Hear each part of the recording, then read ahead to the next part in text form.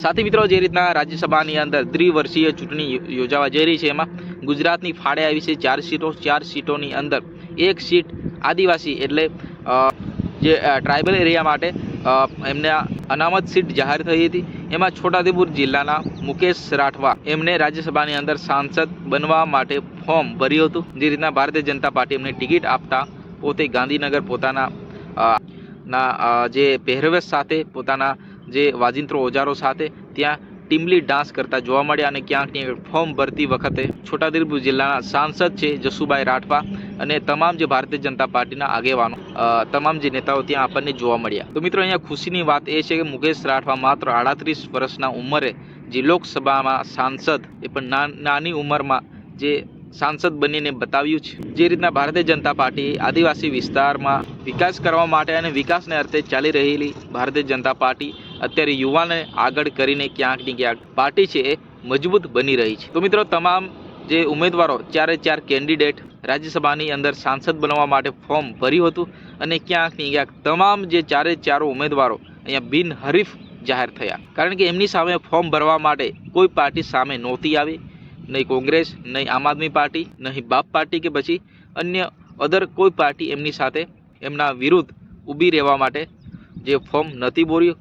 એટલે કોઈ પાર્ટી એમની સામે ચૂંટણી લડવા માટે ફોર્મ ન ભરતા અહીંયા તમામ જે 4 કેન્ડિડેટ બિનહરીફ એટલે જાહેર થયા છે। અને ક્યાંક ને ક્યાંક જે રીતના છોટાઉદેપુર જિલ્લાની અંદર મુકેશ રાઠવાને એટલી નાની ઉંમરમાં સાંસદ બનવા માટે અહીંયા મોકો આપવામાં આવ્યો છે, ત્યારે મુકેશ રાઠવા આદિવાસી વિસ્તારની તમામ જે મુશ્કેલીઓ જે સંસદની અંદર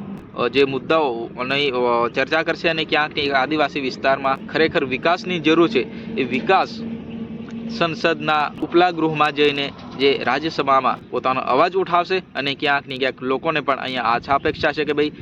અમારા જે સાંસદ છે એ આદિવાસી વિસ્તારના તમામ જે મુદ્દાઓ જે રાજ્યસભાની અંદર રજૂ કરે અને ક્યાંક ને ક્યાંક તમામ જે સમસ્યાનો નિરાકરણ લાવી શકે। તો મિત્રો જે રીતના આદિવાસી વિસ્તારમાં જે નવા પ્રોજેક્ટો આવી રહ્યા છે એને લઈને આદિવાસી વિસ્તારના લોકો અહીંયા મૂંઝવણમાં મુકાયા છે, કારણ કે જીએમડીસી જેવા પ્રોજેક્ટને લઈને જે 228 ગામડાઓ વિસ્થાપિત થવાના છે એવી વાત થતાં આદિવાસી વિસ્તારમાં ખલબલી મચી હતી અને ક્યાંક ને ક્યાંક આદિવાસી વિસ્તારના લોકો છે એ અહીંયા મૂંઝવણમાં મુકાયા હતા। જીએમડીસી પ્રોજેક્ટ આવતા લોકો ડરી ગયા હતા, પરંતુ ફરી એક નવો પ્રોજેક્ટ એટલે હાઇડ્રો પ્રોજેક્ટ પણ અહીંયા સ્થિર થવા જઈ રહ્યો છે અને ક્યાંક ને ક્યાંક હાઇડ્રો પ્રોજેક્ટ નસવાડી તાલુકાની અંદર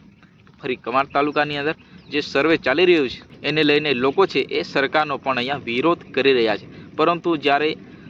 સાંસદની અંદર આપણા જ સમાજના આપણા જ વિસ્તારના આપણા જ યુવા નેતાઓ ત્યાં બનવા જઈ રહ્યા છે ત્યારે ત્યાં મુદ્દો ઉઠાવશે એવી લોકો અહીંયા જે અપેક્ષા રાખી રહ્યા છે। પરંતુ જે રીતના પાર્ટીની અંદર તમે જે રીતના જોતા હોય કે ભાઈ દરેક પાર્ટીમાં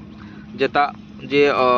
નેતાઓ છે એ પાર્ટીના નિયમ મુજબ અહીંયા કામ કરતા હોય છે। અહીંયા કોઈ સમાજનું દેખતું નથી, જેમ પાર્ટી બોલે એમ પાર્ટીનું વિચારધારા સાથે તમામ જે નેતાઓ અહીંયા ચાલતા હોય છે। જે રીતના નર્મદા જિલ્લાની અંદર મનસુખ વસાવા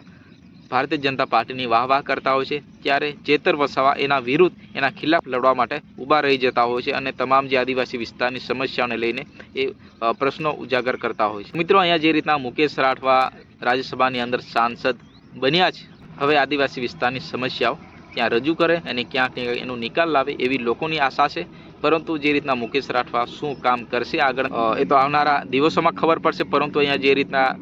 4 કેન્ડિડેટ બિનહરીફ જાહેર થતા ગુજરાતની અંદર ખુશીનો એક માહોલ છવાયો છે। જ્યાં તમને વિડીયો પસંદ આવે તો વિડીયોને લાઇક કરો, ચેનલને સબસ્ક્રાઈબ કરો, વધુ શેર કરો, કારણ કે તમારો ભાઈ નવા વિડીયો સાથે આવતો હોય છે। ફરી મળીએ નેક્સ્ટ વિડીયોમાં। જય હિન્દ।